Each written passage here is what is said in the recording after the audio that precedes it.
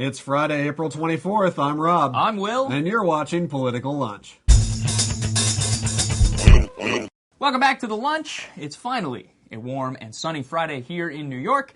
We're about ready to go play outside, so without further ado, here's your weekly 10 and 3. Number 10, more on the story of the week. Yesterday, the Obama White House offered a conceit of sorts that perhaps the torture tactics employed by the Bush administration did indeed generate some good intelligence. But as White House spokesman Robert Gibbs was quick to point out, that intelligence may well have been generated using techniques that were less morally dubious. Number 9, still, despite calls from humanitarian groups, members of Congress, and columnists like the New York Times' Paul Krugman, well, President Obama says he's not yet ready to endorse an independent investigation of the Bush administration's approval of torture techniques. But the Washington Post's Eugene Robinson today makes the point that, quote, torture is not just immoral but also illegal. This means that once we learn the whole truth, the law will oblige us to act on it. Number 8, to Iraq now, where increasing violence has raised concerns of a militant resurgence. More than 150 people have been killed in 3 suicide bombings over the past 2 days,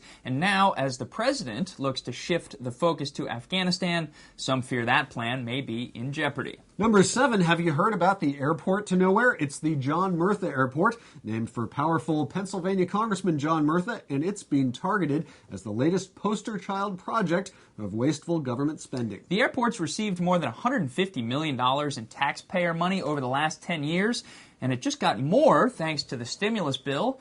The only problem is no one uses the airport. An average of just 20 people a day flew out of that airport last year. Number 6, this week California legislators approved the nation's first carbon pollution law.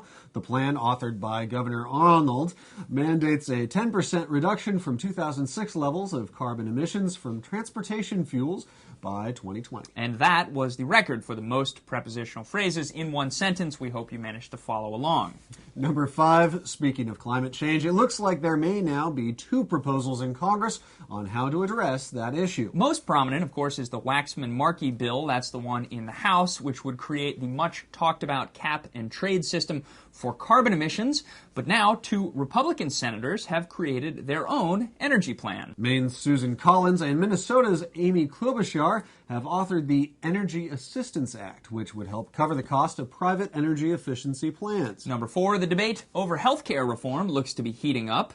Today, the DNC and progressive interest groups unveiled an ad campaign touting Obama's health care plan and painting the Republicans as obstructionist. Number 3, a new goal announced today by the U.S. Ambassador to the United Nations. The Obama administration plans to make the U.S. the global leader in ending the more than 1 million annual malaria deaths worldwide by 2015. Number 2, as the president's first 100 days in office draws to a close, let's look at the numbers. Since October, the percentage who see Obama as a, quote, strong and decisive leader has jumped 12 percentage points, and his image as an effective manager has gone up some 11 points. And finally, number 1, a quick question. How many states are there in the United States? Well, 50, sure, but not if Texas Governor Rick Perry has his way. The well-coiffed Texas governor has continued to talk about secession in response to the Obama administration's policies, and apparently plenty of people in the Lone Star State like the sound of that. A majority of Republicans in Texas approve of Perry's suggestion that his state may need to leave the United States.